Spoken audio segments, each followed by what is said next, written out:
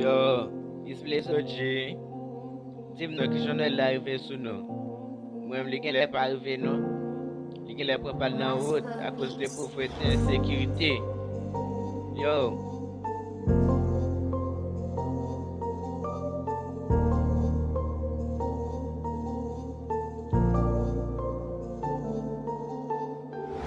Noël 2022 pou mwen pa eksiste. Gen tout kote, insécurité fèn va ka fete. Malgré pauvreté, nou te toujou kon jiril. Men anisa, nou oblige fèl nan bois calé. Souhaite moun joyeux Noël, yo form a lunet. Ak di Noël passe mode kounya se lumière cigarette. Nek yo fin pi fragile sou fè kon yo pa bal nan tèt. Di yon joyeux Noël, yap tou yo pou bekou. Yo fatigué pik se toy kounya se bribal. Pa ke chen ak denel ankor, kounya se chen bal. So tout nek exam, kounya se bal sou bal. Se bal sou bal.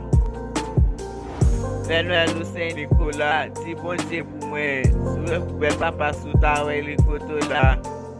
Pou ban nou sécurité, tan pou bel papa. Tan pou bel papa, tan pou bel papa.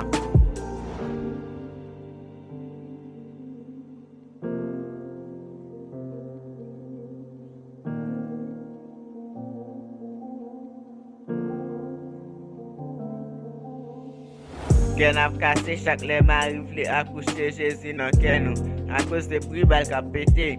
Anisa, Père Noël pap ka fete paske l pap vin nan bois calé.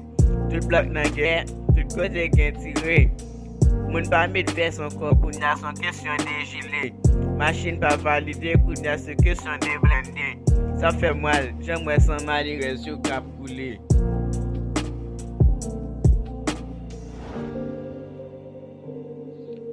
Les autres,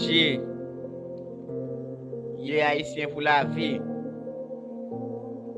Noël Bois Calé. Rasper Beats.